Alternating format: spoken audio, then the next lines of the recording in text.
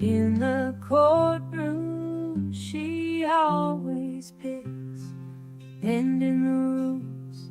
She know win, but I won't let her get under my skin. Down in Georgia, where the blues run deep, crooked justice, a secret they keep. But I see through her lies, I see the truth. Gonna make her pay for what she do.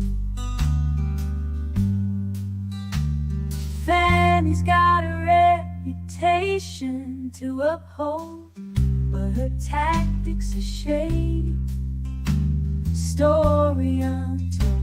She thinks she's clever, but I'm on to her game.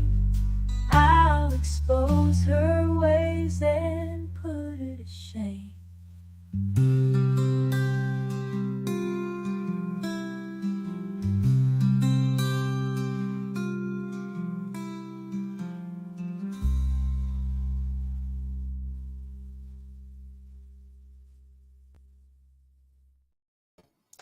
Heyo, folks. Heyo.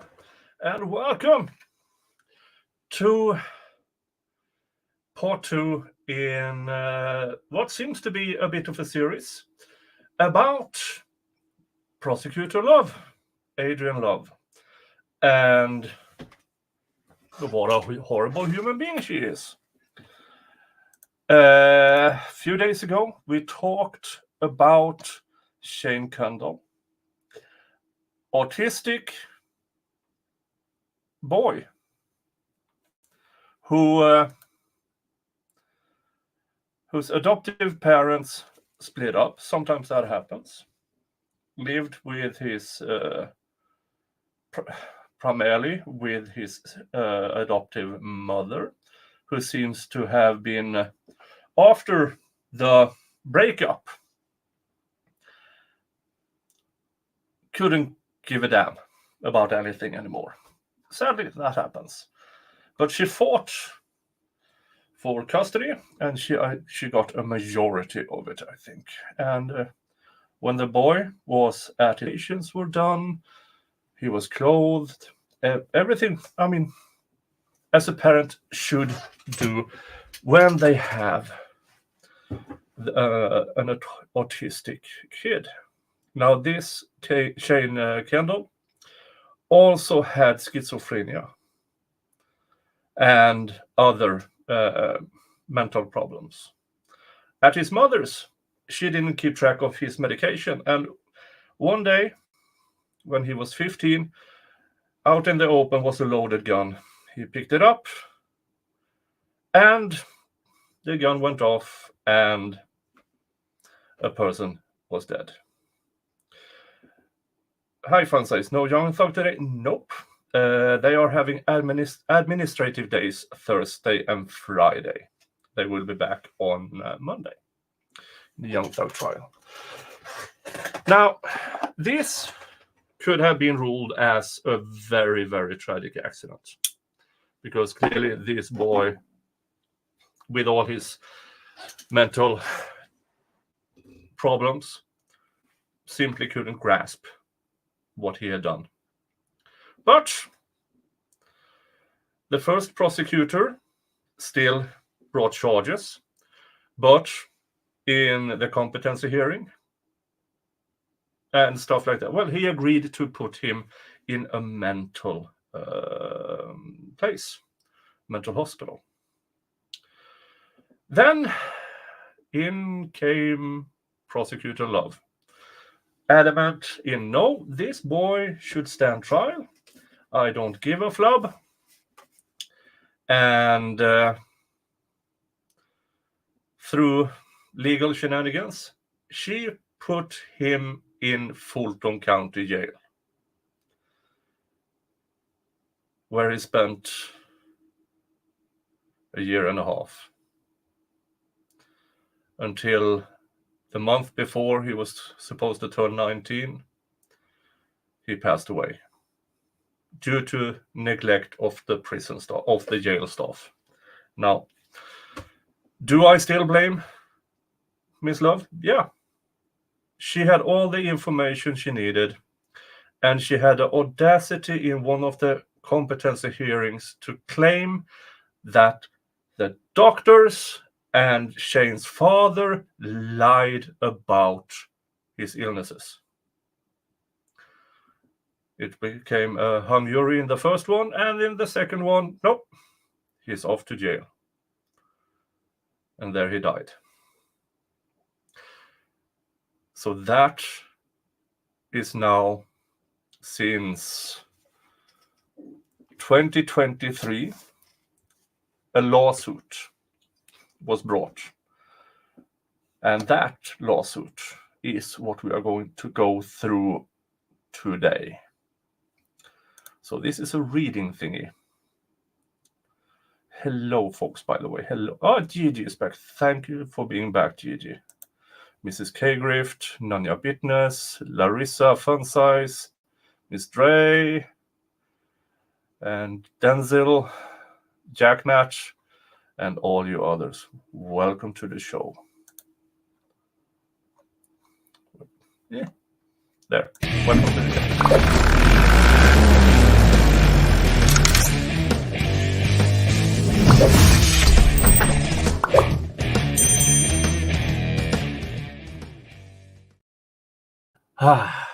Yeah. Now, a bit before, I went to the store today, and not just any store. I went to the Swedish alcohol monopoly store, and I found, as per usual, my Guinness, and I found these. I thought of Jeff, and I couldn't. It's Sleepy Bulldog Pale Ale. I couldn't help myself. Then I was running low on vodka, so that's another one. Cheers. And I found the Finlagan. It is a Isle single malt Scotch whiskey, batch strength 50%. So, you go there. So this can be interesting. Why? Because I have tomorrow off. Now, back to the sadness. This is the lawsuit, and it's Harold Joseph Kendall. This is his Shane's adoptive dad, individually, and as the administrator of the estate of Shane Miguel Kendall. Versus Fulton County, Georgia. NAFCAR Inc., Sheriff Patrick Labatt, Lieutenant Jimmy Kennedy, Lieutenant Robert Grady, Cadet Albanisha Blackman, Deputy Rayshawn Clark, Michael Egu, and Edith Nwankwo. Sorry for butchering your name. No. John Comin, how is Hugo? Hugo is currently in the living room growing. So these are the defendants. As you can see, Miss Love isn't there. And why is that? Well, it's called prosecutorial immunity. A few decades ago, a bunch of prosecutors told a bunch of judges, hey, when we make mistakes, we don't want to be punished for it. Please make it go away. And the judges said, okay. And then came prosecutorial immunity. And maybe it was for a good thing back in the day. Now, no. Prosecutors are using this because they know it is so rare they get punished for any of their misconduct. So they don't have to give a damn. Let's see if I can make this a bit bigger. Dun, dun, dun. No, that's super. Definitely not that. That, yeah.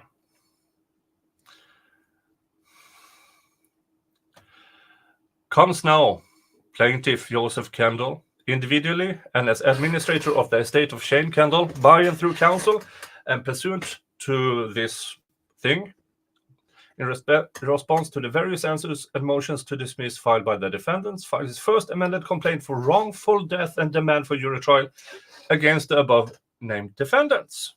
So they have been a few rounds back and forth up until this point.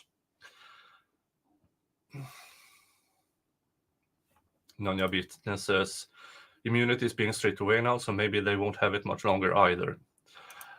We can only hope. We can only hope. Plaintiff's first amendment comment, which adds several defendants, clarifies claims, and adds facts to support said claims, shows this court as follows. Introduction and overview. All pre-trial detainees, no matter their station in life, are entitled to constitutional, adequate medical care when confined behind bars, as well as medical care, including emergency medical treatment that complies with accepted standards of care. That shouldn't be even, because if you are in jail pre-trial, you are presumed innocent. Okay? It doesn't matter the crime that you allegedly have done. You are not convicted. This is an action under 42 USC, paragraph 1983, and under Georgia law arising from the events and circumstances leading up to and causing the attempted self-ending and eventual death of 19-year-old Shane Kendall on the morning of February 1st, 2021, while he was an inmate in the custody of Fulton County Jail, located at this address. At age 15, in June of 2017, Shane was arrested and automatically charged as an adult for the homicide of his adopted mother, who neglected him, failed to provide him with his prescribed antipsychotic and mood-stabilizing medications as instructed, and permitted her new partner to leave a loaded handgun lying around the home while Shane was there unsupervised. Shane was a young man who had a lifelong history of severe mental illness and developmental delay, having tested positive at birth for crack cocaine. Yeah, Shane was a crack baby. So his start in life, no. None of your business. Were they charged too? No. Well, his mother couldn't be, and her boyfriend, nope, not that either. Emotionally and academically, struggled socially, emotionally, and academically his entire life. At the jail, Shane was housed in general pop, despite his known diagnosis of bipolar disorder, schizophrenia, ADHD, and visual hallucinations.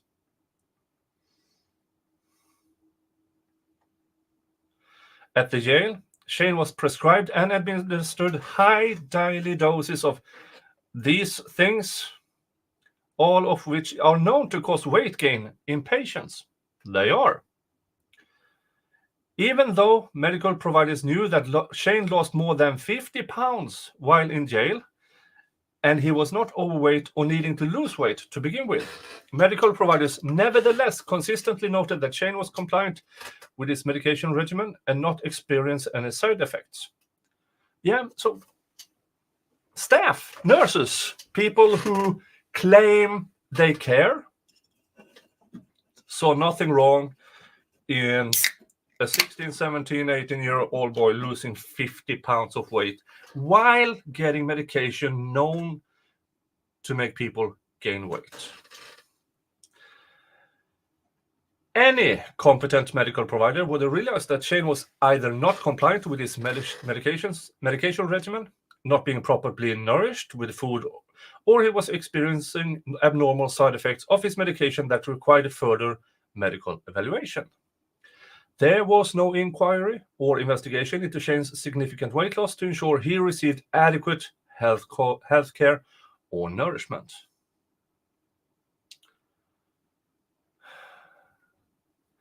Medical providers in jail knew of Shane's prior psychiatric hospitalizations, mental health diagnosis, and developmental delay, but did not keep him safe or adequately treat his serious health issues. In the early morning hours of February 1st, 2024, jail staff located Shane in his cell, hanging by a bedsheet, unconscious and in urgent need of medical attention and treatment. Jail staff responded to Shane's self-ending slowly and ineffectively, walking around the pod, looking for a rescue tool to cut Shane down from the bedsheet tied to his bottom bunk. After several minutes, a rescue tool was finally brought to Shane's jail cell, and he was removed from the makeshift noose. Instead of following standard emergency medical resuscitation procedures, which entails providing immediate, consistent CPR and utilizing an automated external defibrillator device as soon as possible, jail staff stood around Shane's cell, casually walking in and out of it, and both failed to perform continuous CPR and failed to bring or use an AED to try to save Shane's life. The delay in providing adequate, continuous, urgent medical treatment to Shane during his medical emergency was unreasonable and unjustifiable. Yeah, this is a trigger warning kind of event. Far more shocking than the above discussed deliberate indifference to Shane's obviously serious medical needs were the actions and inactions of defendant NAFCare medical providers, defendant Michael Agee and defendant Edith Nwankwo, both of whom were responsible for providing critical emergency medical care to Shane. Here is what is not in this lawsuit. Shane would not have been subjected to any of this if Prosecutor Love have had a soul, a heart, a conscience, and any shred of humanity in her.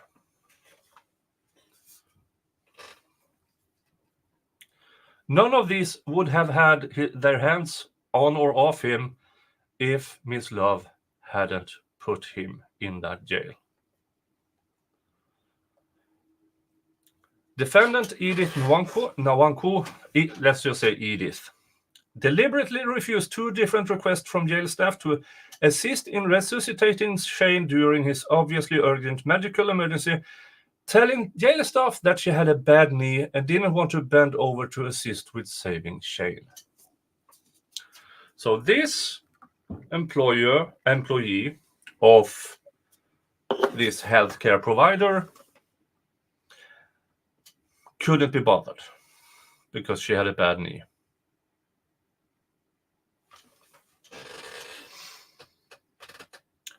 When defendant Agee finally appeared at Shane's cell with an AED and a stretcher several minutes after defendant Edith showed up on scene, he briefly attempted 2 rounds of CPR on Shane, but was physically unable to adequately provide such care to Shane, according to jail staff. So jail staff, even by jail staff poor judgment, she was so bad at her job that even jail staff reacted to it, apparently. By the time defendant Agee set up the AED several minutes after his arrival, no shock was advised. Later in the hour, Shane was pronounced gone by responding EMS personnel. Here's the thing with those AED. We have those here. And if you fail to put it on correctly, it will not work. So it will be interesting to see if any of these had actual training in performing this. Because if they didn't, no wonder it didn't work, because you need to know what you're doing.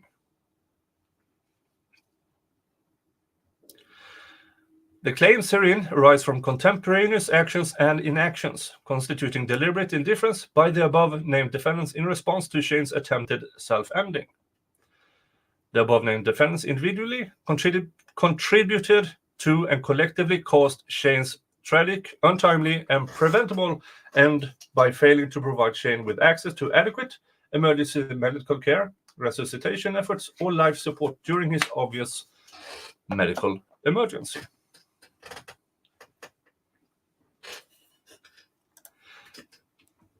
Sadly, Gigi, in the first competency hearing, he was sent to a mental health thingy for training into becoming competent.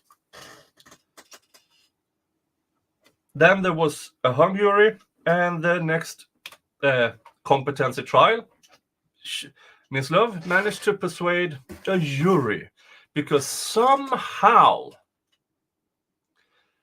competency was tried by a jury. I don't get it. How can jury of peers? I understand the jury system. I don't understand how a jury can have any input into severe medical things like Shane did, like ADHD, autism, schizophrenia. That should have been handled by professionals in that field, not by a jury, in my opinion.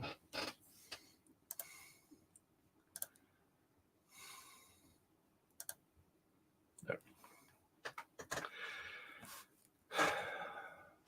Shane's tragic ending occurred at a time when defendant Labatt, defendant Fulton County, and defendant NAFCARE were all well aware of widespread practices within their organizations that contributed to their collective inability to fulfill constitutional obligations to mentally ill inmates at the jail like Shane. Defendant Fulton County engaged in a pervasive pattern of underfunding the jail despite knowing the deplorable, unsafe conditions therein and learning from defendant Labatt on several occasions that he could not fulfill his constitutional obligations to inmates without additional funding from them. Here's a theory of mine. Fulton County actively underfunds the jail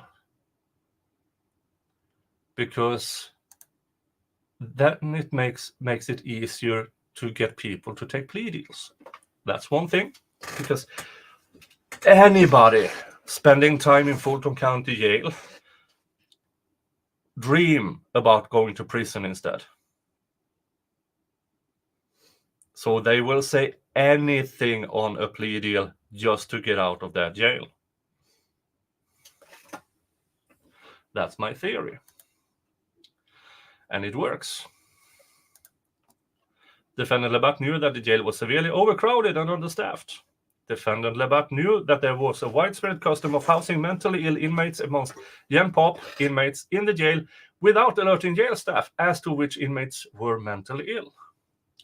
Because jail staff was not properly notified of which inmates were mentally ill and needed to be treated accordingly, there was a pervasive pattern of failing to adequately supervise them, protect them, or fulfill their constitutional obligations to them.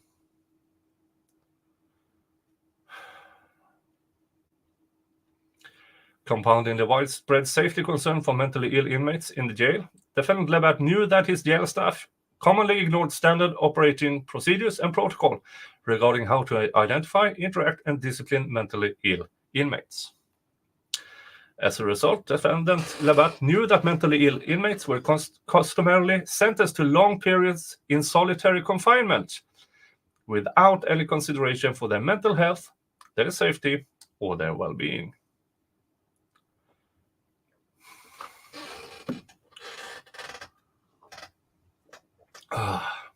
Hey, Bahira.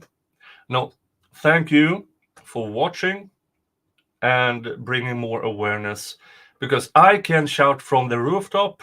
If that rooftop is in the middle of the woods, nobody will listen. You guys are what matters. You watching, spreading the news and all of that, because the more people who watch, the more people get aware. Less than 2 weeks before Shane's ending, on January 20th, 2021, during a Fulton County Board of Commissioners meeting, Defendant Labatt explained that he could not fulfill his constitutional obligations at the jail without additional funding. He described the deplorable conditions therein, as well his inability to protect inmates, especially mentally ill ones, due to the jail being overcrowded, understaffed, and underfunded. Given the pervasive unconstitutional practices known to be occurring in the jail and the failure of the defendants to fix them, Shane's ending, though preventable, was tragically predictable and unsurprising. Such a callous disregard for human life by the named defendants must not be tolerated under our judicial system. Now we are getting into the facts. Now, I know you can see that this is 123 pages. No worries. More than 2/3 are just pictures, evidence, news articles, and stuff like that. So it's not, I'm not going to read 123 pages. Facts. Shane's pre-trial incarceration in Fulton County. Shortly after Shane's arrest in 2017, Shane was evaluated by a psychiatrist, Dr. Shane Savage, at the request of his attorney, Daniel Kane, to determine whether Shane was competent to stand trial. Upon Dr. Savage determining that Shane was not competent to stand trial, Shane was transferred from the Youth Detention Center to a lockdown juvenile psychiatric facility called Pathways Turner Center in Greenville, Georgia, where Shane should have stayed. But sadly, we know he was transferred eventually. Shane spent only almost 2 years at the center, where he received mental health care, adequate supervision, and restoration services and curriculum aimed at, quote-unquote, restoring him to competency. That is the competency training, which more or less, if you answered right to a question, you got a cookie. So, yes, he was safe, but only until they could say, well, he answered questions. He can answer questions. So it's a false safety, in my opinion. While at the center, Shane was evaluated by several medical providers who diagnosed him with ADHD, schizophrenia, autism, bipolar, and visual hallucinations. Now, this is not the first time in his life these diagnoses occurred. This is in the lawsuit. So even with him in a state-provided facility, they diagnosed him. Because if the state themselves does it, they can't say, well, it was a private medical doctor and all of that. No, the state themselves did this. In August of 2019, after completing his restoration curriculum, Shane's first competency trial took place in Fulton County Superior Court before Judge Robert McBurney. Judge Robert McBurney, who is this pile of human garbage. Robert McBurney.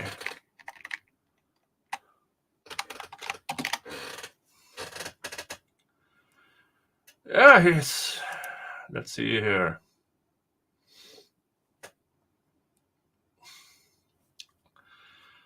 He's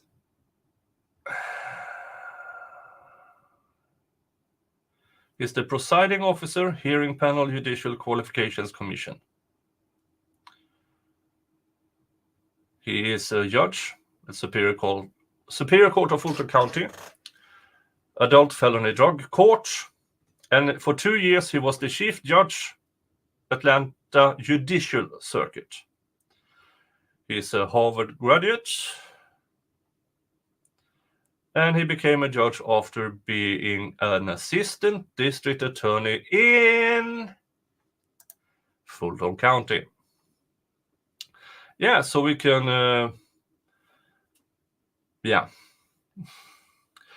The case ended in a mistrial due to a hung jury.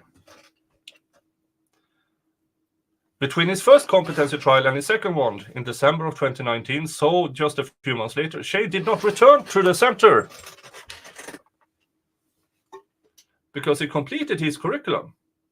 Nor did he go to a youth detention center because Shane was now 17. Instead, Shane was housed in jail. Somehow,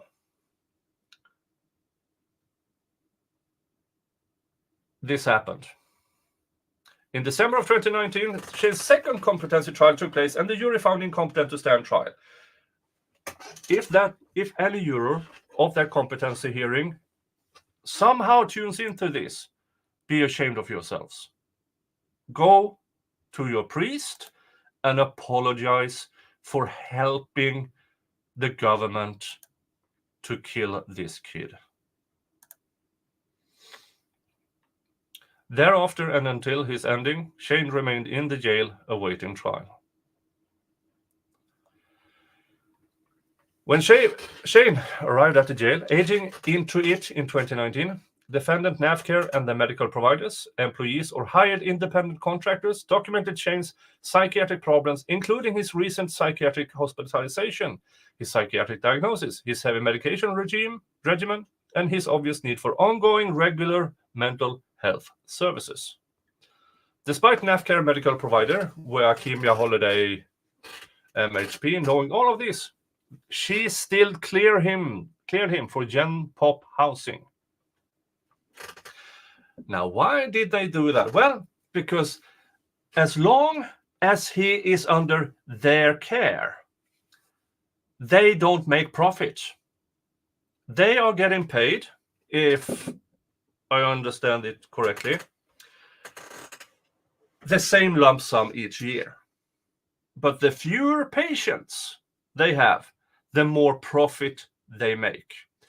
So they have an economic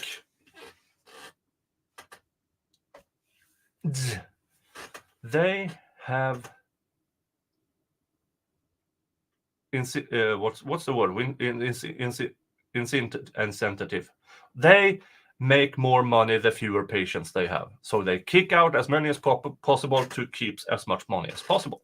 Incentive. Thank you, Nanya Business. They have economic incentives to just throw people out in Gen Pop because then they make more money. Defendant Fulton County, Defendant Labatt, Defendant NAFCare, as well as their employees and agents, knew that jail lacked the space, resources, staffing, and funding to provide adequate supervision or medical care to mentally ill inmates in a manner consistent with their constitutional obligations, contractual obligations, training, and standard operational procedures. We know since last stream that NAFCare receives $33 million a year for providing care in Fulton County Jail. Hi, Christina.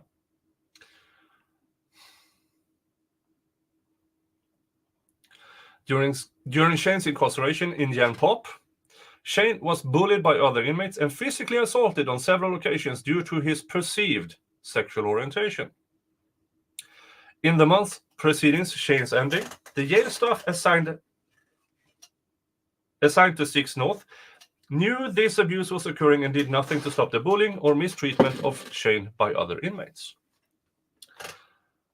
Due to widespread overcrowding and other staffing issues, the jail had no space to provide mentally ill inmates with safe housing, adequate supervision, or proper medical care.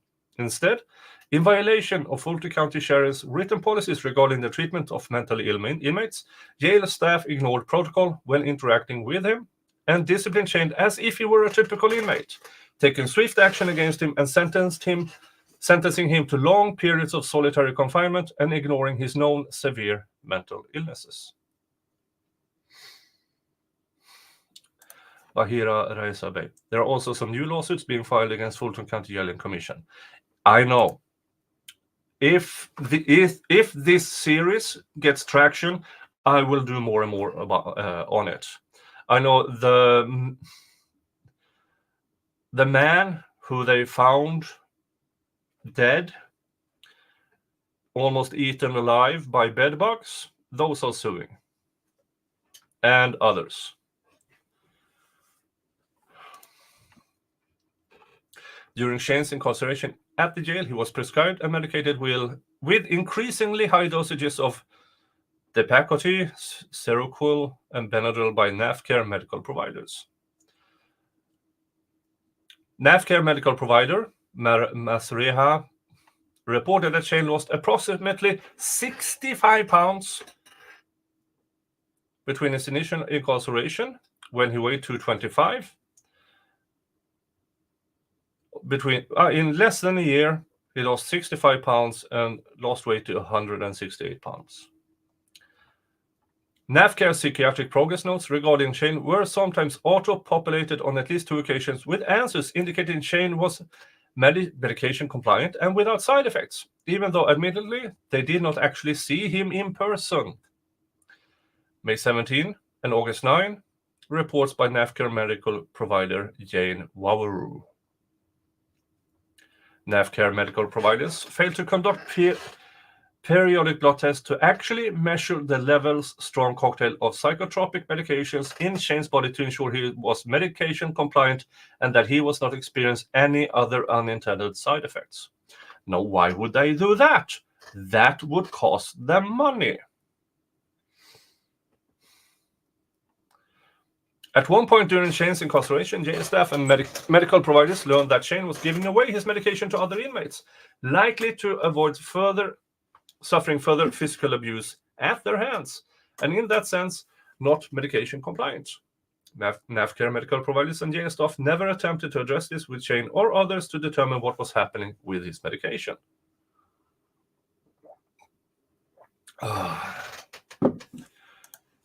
Have I seen the interview with Shane's lawyer?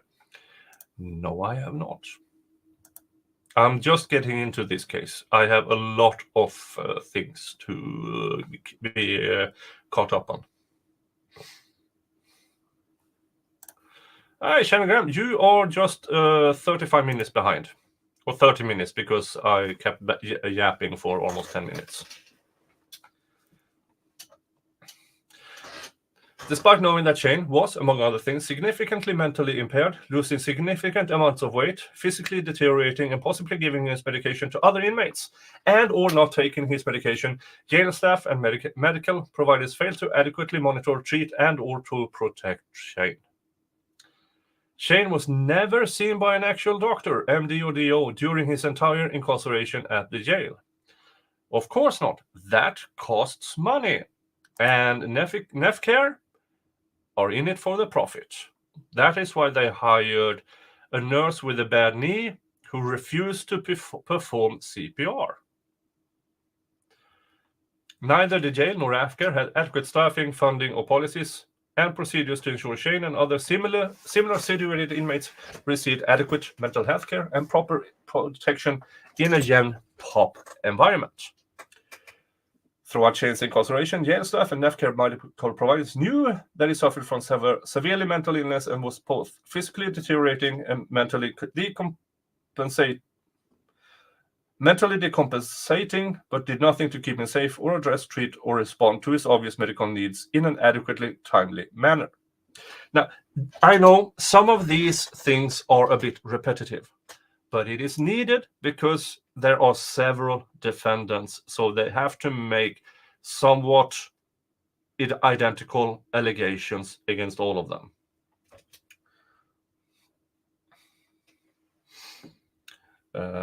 Daily Quick Bites. Hello. A month before Shane's ending, on January 1st, 2021, Yale employee Lieutenant Jones asked NAFCare medical provider Robert Montana, MHP, to clarify whether Shane's, quote, issues, which were clearly apparent to jail staff and medical providers as they were the subject of this conversation, were mental health or behavioral in nature. In response, Roberto Montana told Lieutenant Jones that Shane suffered from mental health problems. Defendants Fulton County, Labatt, and NAFCare were well aware that Shane was mentally ill and decompensating in Gen Pop environment. Let's go into a new Fulton County sheriff. Also, at the beginning of January 2021, a month before Shane's ending, top leadership at the jail changed. Defendant Labatt took office as the newly elected of the Fulton County Sheriff after winning the November 2020 election against the then incumbent Fulton County Sheriff Jackson. During his election campaign, defendant Labatt became personally acquainted with Shane Kendall's father and his partner, Margie. Since they were both deeply concerned for Shane's deteriorating condition and well-being, incarcerated at the jail, and very dissatisfied with how then Sheriff Jackson ran the jail, they took a special interest in learning more about Sheriff Jackson's political opponent, defendant Labatt. Joe and Margie were immediately impressed by Labatt and his political platforms. Most importantly to them, his promise to ensure mentally ill inmates receive adequate care and protection in the jail, so they offered to do all they could to support him and his election campaign. Well, of course. So why are they suing Mr. Labatt? Well, they have to, because he was the current jail boss, so to speak. Thereafter, Joe and Margie donated to Labatt's campaign, canvassed neighbors for him and with him, and hosted a campaign dinner party on his behalf at their home during the summer of 2020. During conversations at campaign events and through regular phone communications, Labatt learned a lot about Shane and his treatment at the jail through Joe and Margie. Plaintiff Joe and Margie made sure to inform Labatt all about Shane, his illness, developmental delays, criminal case, and profound vulnerability in the jail. They specifically expressed serious concern about Shane's safety and the adequacy of supervision, security, and medical care. In essence, Labatt was very much aware of Shane Kendall, his presence in the jail, and the fact that he was severely mentally ill, developmentally delayed for several reasons, unsafe in a Gen Pop jail environment. So when Labatt took office, he knew all of this. Yeah. Sheriff in office is a necessary and indispensable party. He's being sued in Sophia. Exactly. Defendant Labatt promised them that he would look out for Shane and keep him safe. Once in office, in January, Labatt contacted Margie for Shane's full name and booking information so he could personally check up on Shane. Between January 1st and January 5th, Sheriff Labatt personally visited Shane in his pod on one occasion. On January 6th, there was a follow-up conversation via text message wherein Margie thanked Labatt for personally visiting Shane, saying, "Your presence is creating quite a buzz." Shane sounded like a life vest was just thrown to him. It is unclear whether Labatt ever visited Shane again, or whether he attempted to take any further actions to ensure Shane's safety and improve the quality of his mental health care, knowing he was profoundly at risk. On January 14th, NAF care provider Pamela Nelome reported that Shane was medication compliant and had no side effects. This is rubber stamping. Boom, because NAF care wants to make money. And if they claim something else, they have to take care of it, and that costs money. Also in the same report, Nelome described Shane's affect as dysphoric and noted that Shane reported feeling depressed and asked for another increase in his Seroquel dosage. For reasons not provided in the medical record, his prescription for Depakote to manage bipolar disorder increased. So they adjusted the wrong medication. I would assume that Depakote is cheaper. Pure speculation on my behalf. On January 20th, less than 2 weeks before Shane's ending, defendant Labatt addressed the Fulton County Board of Commissioners at a public meeting regarding the need for immediate additional funding for jail operations in order to fulfill his constitutional obligations. He described the deplorable conditions therein and admitted his inability to protect and supervise inmates, especially mentally ill ones, due to the jail being overcrowded, understaffed, and underfunded. One of the reasons of being overcrowded, you might know by now. Well, first, this is height of world-ending disease, where everything went to a standstill. But, as you also might remember, this is about when, Miss Willis, Fannie Willis, didn't get into, what year was it? 2022? Well, too late for Shane at least, but let's move on. On January 28th, NAFCare provider Brenda Dugan conducted an annual mental health evaluation with Shane. Although Shane denied suffering from visual hallucination or delusional thinking, Brenda Dugan indicated Shane did report feeling more depressed. Brenda Dugan reflagged Shane in NAFCAR's internal system as suffering from psychotic disorders and mood disorders as well as impulsiveness. On January 31st, the night before Shane's ending, Fulton County Detention Officer Kawana Jenkins and Officer Ebony Thomas were conducting security rounds when they observed Shane balled up in a fetal position on the floor of his cell. Concerned about him, Jenkins and Thomas opened the door to Shane's cell, which he shared with another inmate at that time, and asked him what was going on with him. In response, Shane told Jenkins and Thomas that he was tired of being in his cell and wanted to be moved somewhere else. Jenkins and Thomas told Shane he couldn't be moved because he did not like his cell. Then they locked Shane back in his cell. Moments later, Shane assaulted his cellmate, Tyrell Curry. Tyrell Curry later reported that Shane told him he started a fight with him to get out of his cell. Shane told Tyrell Curry that he just really wanted to get out of there and knew that a physical altercation would cause jail staff to immediately remove them from the cell, at least for a short period of time. There were no reported injuries to either of them.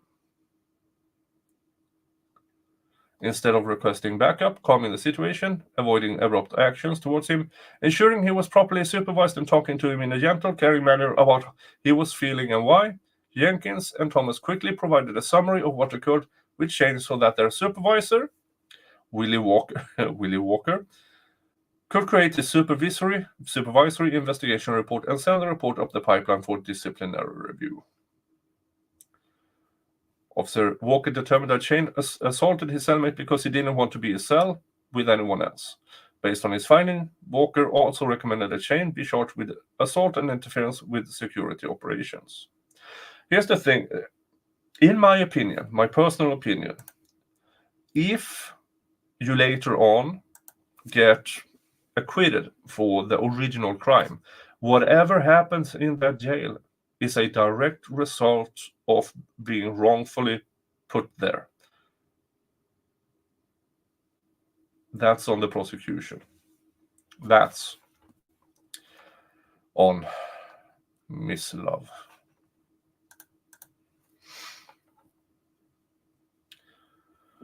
By 10:30 p.m., Howard had approved the investigative findings of Officer Walker and sent the case along the path towards punitive disciplinary actions.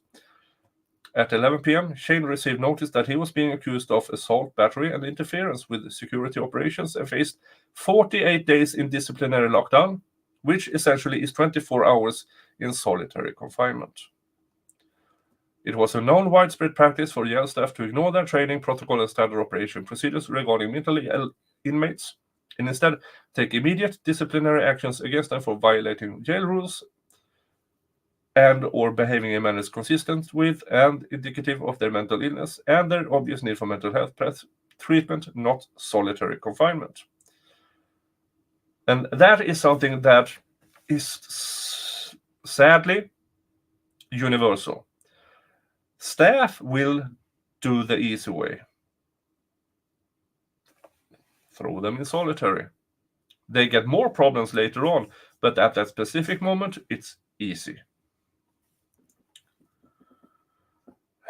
Defendant Aguirre failed to recognize or identify or treat Shane as mentally ill inmate, despite it being well documented within NAFCAR's internal file for Shane that he suffered from the above-mentioned mental illnesses, had his psychotropic medication dosages increased by NAFCAR colleague less than 2 weeks prior, was reflagged, by a NAFCare colleague for psychotic and mood disorders and impulsiveness less than 3 days prior, at which time he also self-reported he was feeling more depressed lately. Despite all of Shane's medical history and mental health treatment being readily available to defendant Michael Aguirre, I have no idea how to pronounce that, he opted to ignore it and failed to provide Shane with adequate, if any, medical and mental health treatment that evening. Instead, defendant Michael cleared Shane to be returned to his cell, where he would remain alone until the following morning. As a direct result of Safe's severe mental illness, which was documented in NAFCAR's documents, Shane was experiencing a strong, unrelenting fear of his assigned jail cell, which was dark due to the light in his cell being broken or out.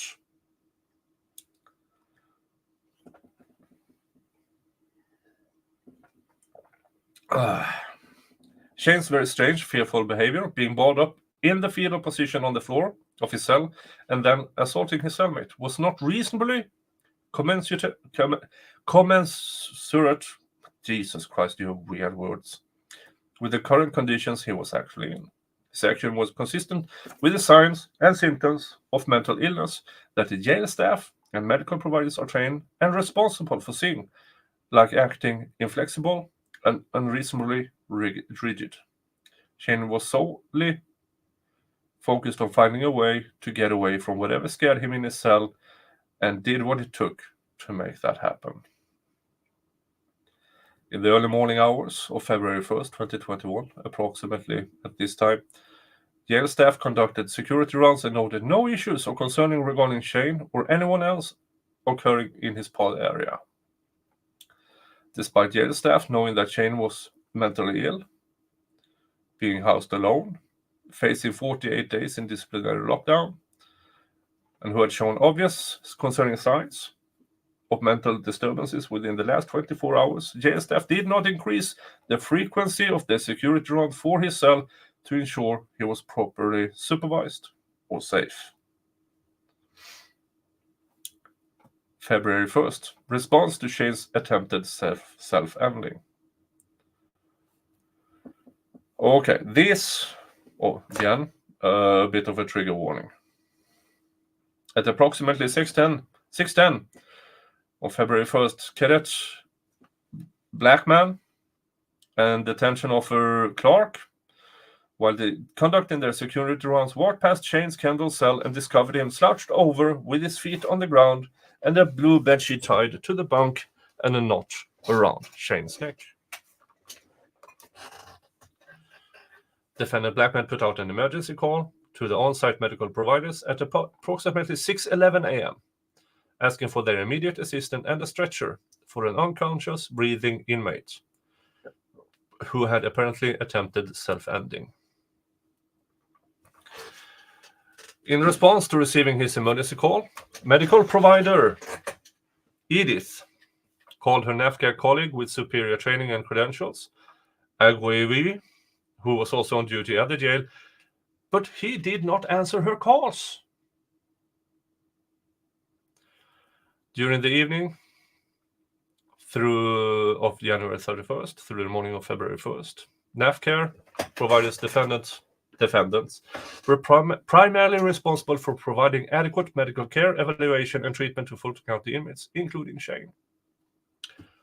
When defendant Aguirre failed to answer defendant Edith's calls, defendant Edith did not take independent action or initiative to respond with any urgency to Shane's known medical emergency.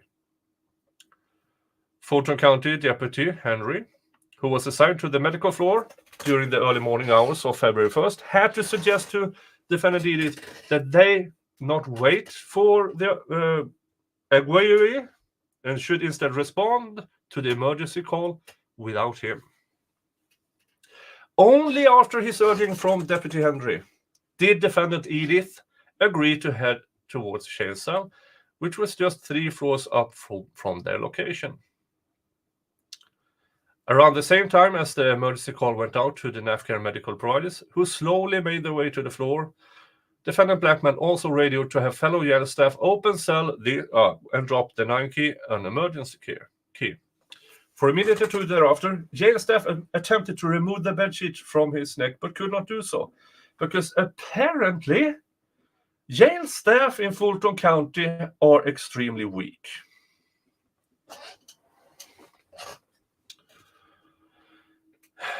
Instead, jail staff had to go searching for the rescue tool before beginning any resuscitation efforts. Then, while one of the staff members walked away, presumably to find a rescue tool, the other jail staff stood around outside Shane's cell doing nothing.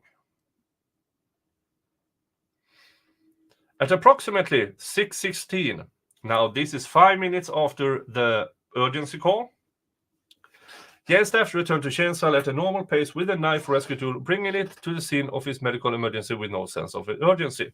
So they went there, they couldn't get him loose. A few minutes later, someone found the rescue tool.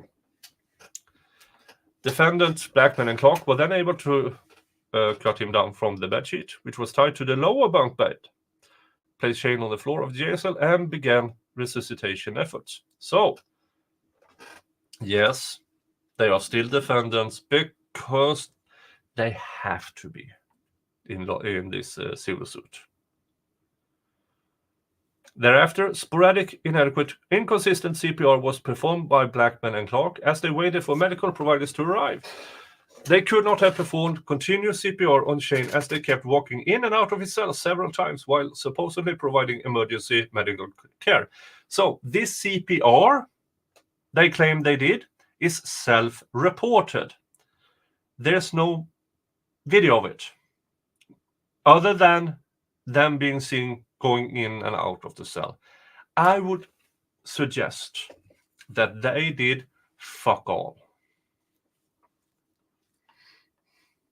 The jail staff did not have access to an AED and made no attempts to locate or administer one to Shane.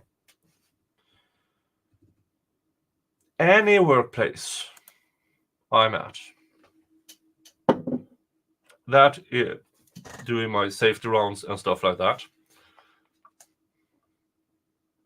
everybody is at least shown how to work it.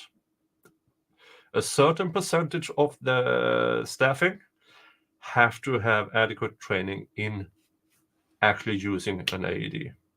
It is 1 in 20. That's the goal, at least.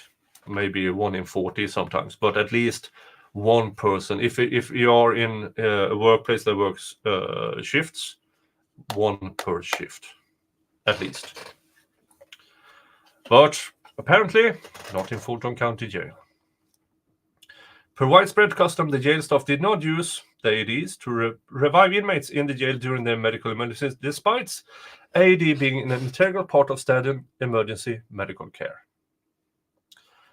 Soon after 6:16, defendant Edith arrived at his cell, casually walking towards a known medical emergency. At that time, she did not bring an AED with her.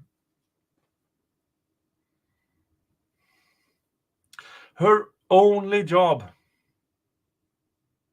is to provide medical care. She's getting paid to respond to these kind of things. And yeah.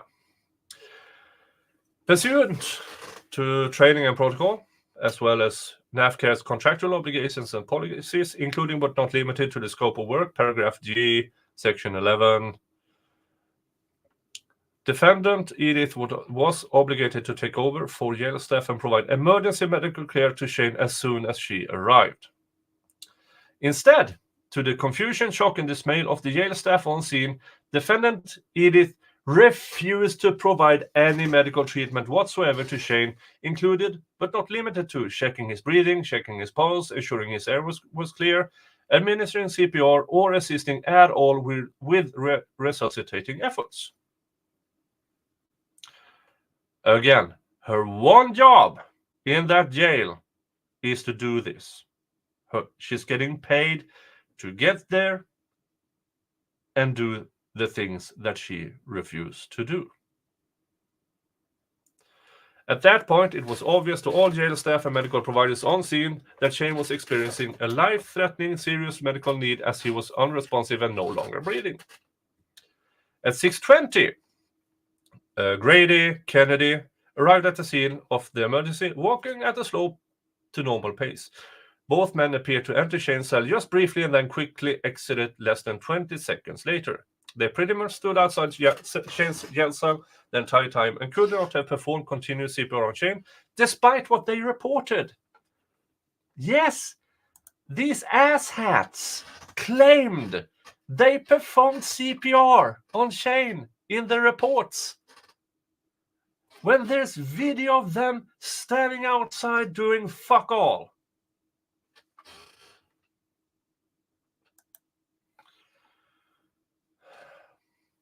At 6:21, a stretcher arrived with the AED. When Aguirre finally arrived at 6:22 a.m., 11 minutes after the alarm, 9 minutes after he did not pick up the phone, he shows up, walking at a slow to normal pace towards Shane's medical emergency. Once there, he walked in and out of Shane's cell several times before walking to the stretcher, which was outside of Shane's cell, and then presumably was preparing the AED. During that time, Grady directed Edith a second time to provide emergency medical aid to Shane, but she refused to do so, again pointing to her bad knee. I hope, Edith, that your bad knee is getting worse. You don't deserve to be pain-free, in my opinion. At 6:24 a.m., Grady directed Aguirre to take over CPR for the jail staff per protocol. So somebody at least attempted to do CPR, just not the people who claimed they did. When Aguirre tried to perform a cycle or two of CPR, jail staff observed he was utterly incapable of performing that task. It was so insufficient that jail staff had to instruct him to stop and let jail staff switch in instead.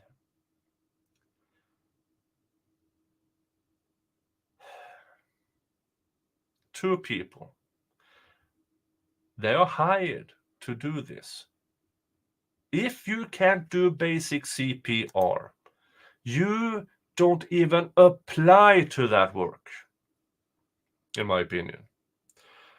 Grady described defendant Aguirre as appearing somewhat disoriented upon his arrival and throughout Shane's entire medical emergency. He was probably asleep and wanted to get back to sleep because, well, I don't know. He have to answer for himself. At around 6:25 a.m., 14 minutes after they sounded the alarm, he brought the AED into Shane's cell. More than 14 minutes after the call for emergency medical care went up. By that time, no shock was advised. Yeah, but as I said earlier, the AED thingy, you have to actually apply it correctly for it to work. If it's not on correctly, it will show no shock.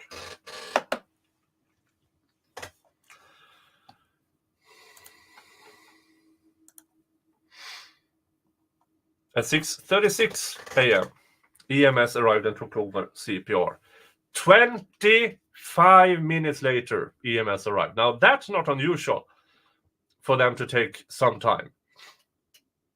But here's the thing. If you have jail staff and medical personnel on site, they do the things until they get there.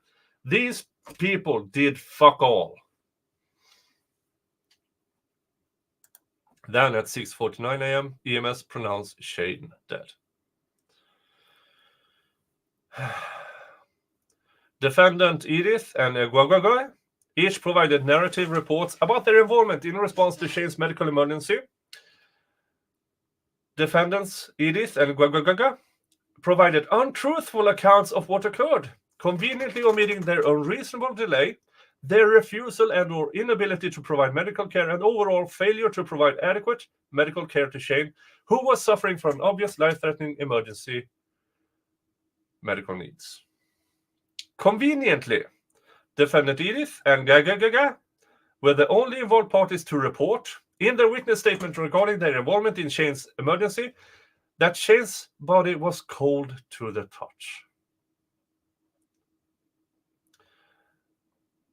Autopsy, yeah. In the medical examiner's report, noted there was faint red discoloration and abrasion on Shane's neck. She also noted the absence of that.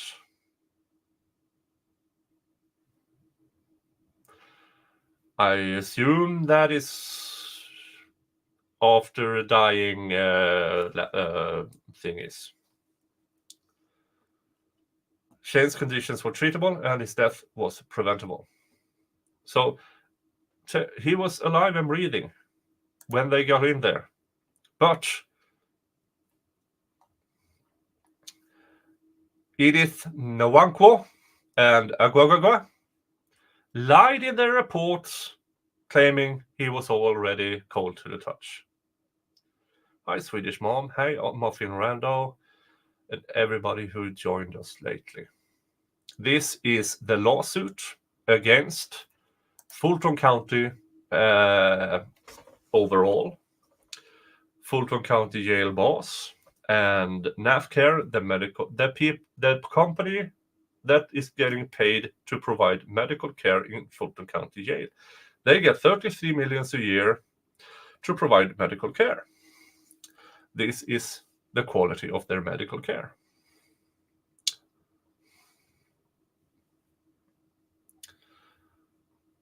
Then they're going to widespread custom and practices amounting to constitutional violations at the Fulton County Jail. The Fulton County Jail has been troubled from the day it opened in 1989 and has a long history of problems providing health care for its inmates. Federal court oversight of the facility ended in 2015, 11 years after the Southern Center for Human Rights filed a lawsuit alleging crowded, deplorable, and dangerous conditions. The lawsuit followed one of the Southern Center for Human Rights brought in 1999 that claimed the jail provided inmates with inadequate health care. In 2015, the Fulton Sheriff's Office wanted to get rid of Corizon, the then jail health provider, which they blamed for the jail's loss of accreditation.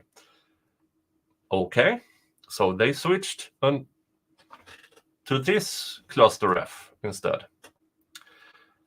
Inadequate supervision and understaffing have been an ongoing acknowledged problem at the jail and have been blamed for several deaths within jail before and after Shane's death. Between August and September of 2017, while Correct Care Solutions was the jail's third-party medical provider, there were 5 deaths in 2 months. 3 of the 5 were self-endings.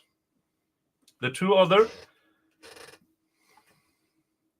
were Metz and Willie Green, both whom died due to egregious mistakes made by Correct Care Solutions medical personnel.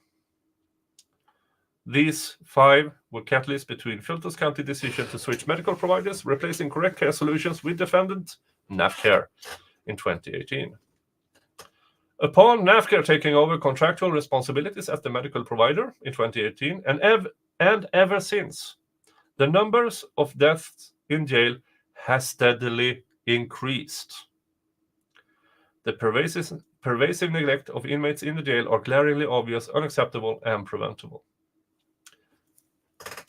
The following individuals died in jail as a direct or proximate result of defendant NAFCARE's widespread custom and practice of failing to provide proper mental health services and or emergency medical care to inmates.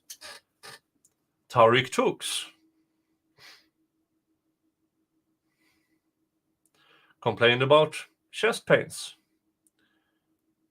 but NAFCARE failed to treat him. Tariq Tooks tragically died of an undetected ruptured aorta. The big blood that goes directly out of the heart. William Barnett died as a result of defendant Nafcare's failure to properly identify and treat his low potassium condition. January 2022, a 32-year-old veteran who had been detained for less than a week in the jail when he died by self-ending. LaShawn Pennell Thompson, 35-year-old mentally ill inmate, died in the jail due to unconceivable living condition and grossly inadequate medical and mental health care. According to an internal investigation by NAFCARE into the circumstances of Thompson's death, his final days was indicative of widespread neglect. So even NAFCARE themselves couldn't say they did adequate. October, a non-named inmate who was being housed in the mental health unit was found dead with his wrists and ankles bound. So these are just examples. In 2023, 10 inmates died of different reasons inside Fulton County Jail. And I believe that's a low number compared to daily requirements asked bound by whom. They don't know because nobody cared. No investigation. The ongoing widespread pattern of defendant NAFCARE and defendant Labatt failing to provide proper medical treatment to mentally ill inmates in their care and custody have been the subject of ongoing class action lawsuit brought on behalf of female detainees housed at the South Fulton Annex Jail in Union City, Georgia. That's their case. We might get there if this coverage of mine gets traction. Because, I'm threatening you because I want to do this. I really want to, but you need to help me get there. So give the thumbs up, share, subscribe, do all the things. The failure of Fulton County, Labatt, and NAFCARE to correct their egregious widespread customs and practices as described above and herein demonstrated their willing, deliberate indifference with respect to Shane's constitutional rights and life. With regard to defendant NAFCARE, who provides medical care in jails and prisons throughout the country. Yeah. They are nationwide collectors of hundreds of millions a year from different jails where similar things happen. Defendant NAFCARE had the highest death rates among the top 5 jail healthcare businesses. Since entering office in 2021, Labatt has openly communicated to Fulton County through the Board of Commissioners, NAFCARE, and the media and general public that he has profound safety concerns for inmates in the jail, especially mentally ill ones, due to severe overcrowding therein and the lack of adequate funding and space available to him.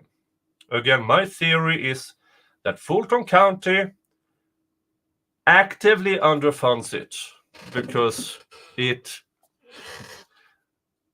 makes people take plea deals just to get out of there. It's easier for prosecutors to get plea deals and then go out and brag, we got the guy or gal. Because they know in that jail, people admit to anything to get out of there, even into prison. The Fulton County Jail is designed to hold just over 2,500 inmates. However, since the global bug, upwards of 3,000 inmates on average are housed there.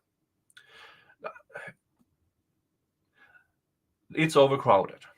Let's just say that. Despite this significant increase in the jail's inmate population, defendant Labatt's ongoing request for more funding and more space to carry out his jail operations, and the known imminent risks of death in Fulton County inmates if Fulton County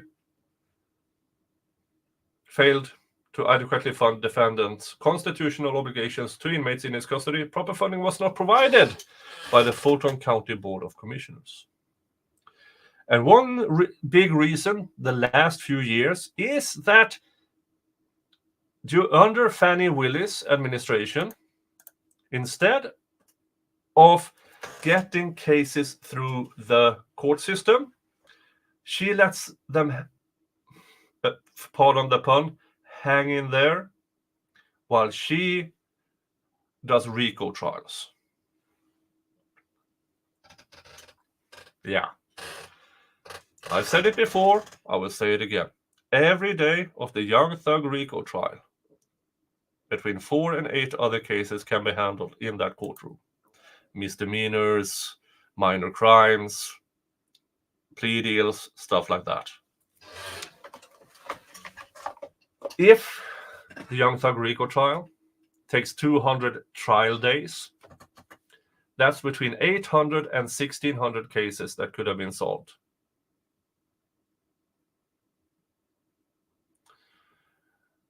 Would that take care of the overpopulation in Fulton County? Yeah, maybe. But if the conditions get better, people won't take plea deals.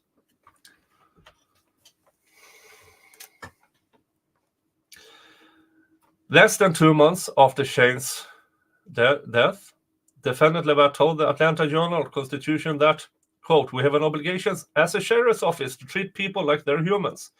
He was also quoted saying he needs a new jail to offer the services that would help inmates, including proper mental health services and substance abuse care, because he can't provide them in the current space.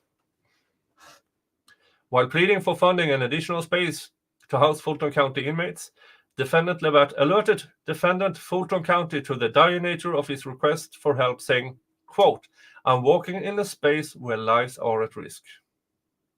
And it, quote, could be a life or death situation for thousands of people if these obvious problems are not corrected immediately." And sadly, we know that Fulton County don't care.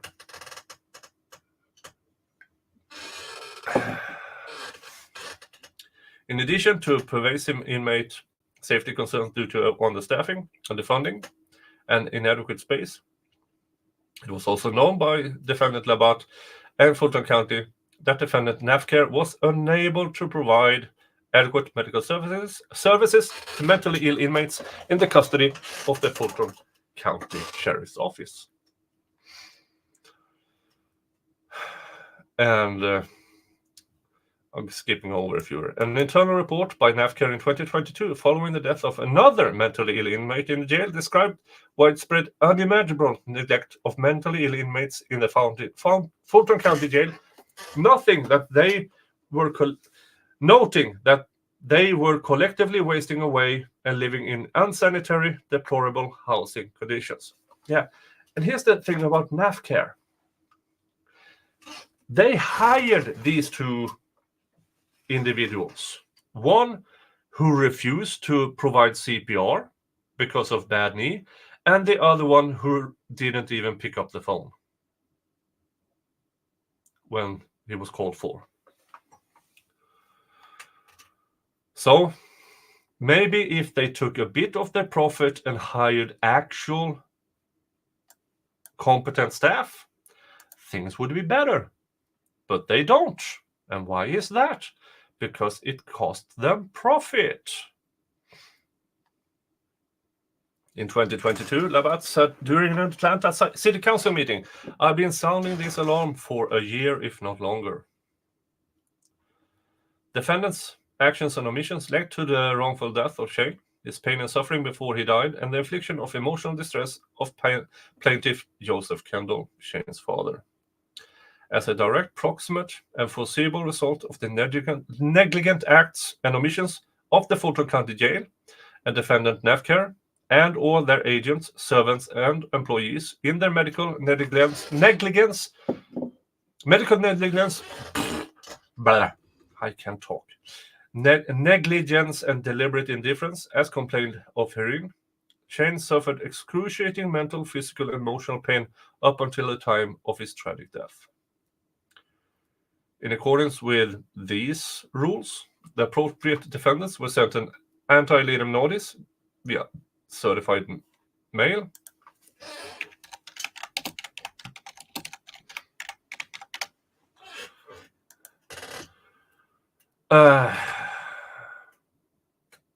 basically a piece of paper that notifies the alleged at-fault parties of someone's intent to sue. So it is an intent to sue.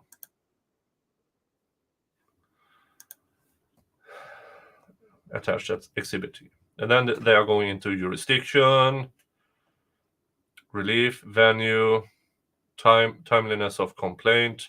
These are the standard things. And then they have the parties and why they are involved, name defendants, and why they should be in this lawsuit, and NAFCARE, why they are in this lawsuit, and so NAFCARE is... So the rest of this is just why these are the proper defendants. But everything here could have been prevented if Prosecutor Love had not persisted in claiming that Shane, despite knowing that he had severe mental illnesses and deficiencies, she knew about the neglect at his adoptive mother's house. She knew her boyfriend left guns around. She knew. And she still chose this path. So yes, the defendants in this lawsuit, she is not one of them. But the only reason is prosecution's well,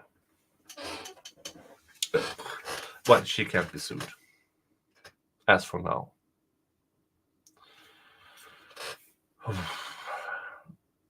Again,